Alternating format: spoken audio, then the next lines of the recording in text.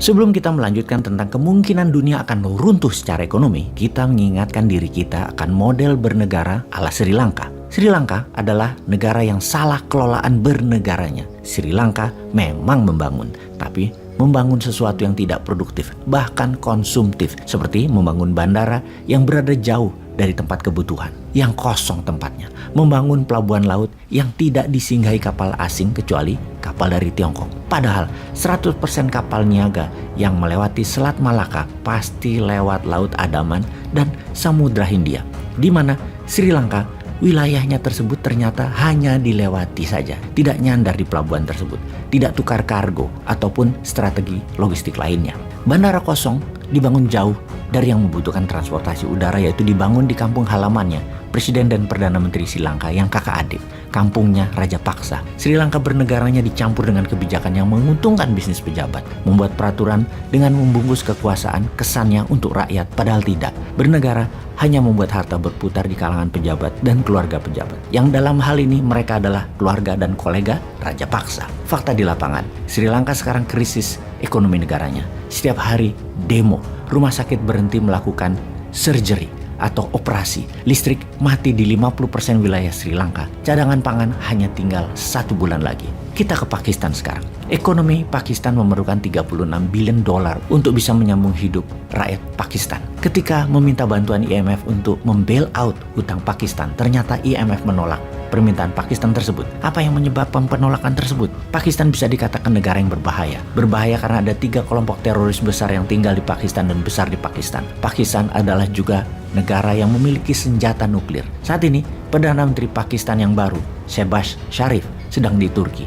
Tujuannya satu, survival of the Pakistan nation. Pakistan memerlukan cash untuk membayar kewajibannya sebesar 36 billion dolar. Pakistan desperate, namun sejauh ini tidak ada yang membantunya. Apakah Pakistan menjadi Brazilnya Amerika Latin di krisis ekonomi di tahun 80-an seperti Meksiko bangkrut? Meksikonya sekarang adalah Sri Lanka. Pakistan cadangan devisanya tinggal 10 billion dolar yang hanya bisa untuk biaya 2 bulan negara Pakistan. Minta bantuan IMF ditolak. Juga karena IMF meminta Pakistan merubah strategi keuangan bernegaranya terlebih dahulu, yaitu cut cost, lebih efisien, mencabut subsidi BBM dan listrik, naikin pajak, swastakan 2 bank negara. Bank tersebut untuk jadi swasta karena selama menjadi bank BUMN inilah ladang korup. Melepas dukungan kepada kelompok teroris Taliban, ISIS, dan Al-Qaeda yang total sekitar ada 40.000 pasukan teroris bersenjata tersebut di sana dan mengusir keluar dari Pakistan. Pakistan harus bukan lagi teroris safe haven. Solusi yang dicoba Pakistan kemudian yaitu menerbitkan surat hutang atau bond. Ternyata tidak ada juga yang membeli. Lalu Pakistan merapat ke friendly country yaitu Tiongkok sebagai negara pemberi hutang proyek terbesar Pakistan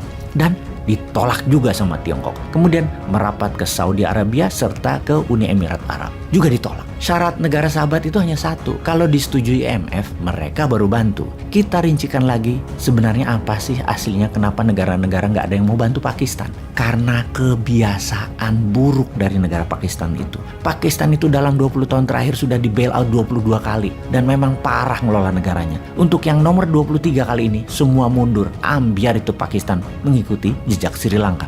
Sekarang kita ke Argentina, inflasinya mencapai 50% dalam 6 bulan ini karena mahalnya impor BBM dan pangan. Kemudian menghadapi IMF untuk minta pinjaman 45 billion dolar, juga belum diberikan. Di saat yang sama, El Salvador dan Peru sama nasibnya dengan Argentina, inflasi di atas 35%. Dan 4 bulan ini pengangguran terburuk dalam 10 tahun terakhir. Ke negara sub-Sahara Afrika sekarang, Kenya memerlukan bailout 70 billion dolar. Ghana memerlukan 45 billion dolar untuk membailout. Juga Afrika Selatan. Kita ke Turki. Inflasi Turki mencapai 70% dalam kurun waktu 12 bulan ini. Mata uang lira Turki turun 30% dalam 12 bulan ini. Dari data ini semua, World Bank memprediksi setelah Sri Lanka akan ada 12 negara lagi yang ambruk seperti Sri Lanka di tahun 2022 ini karena tidak bisa membayar kewajiban hutang.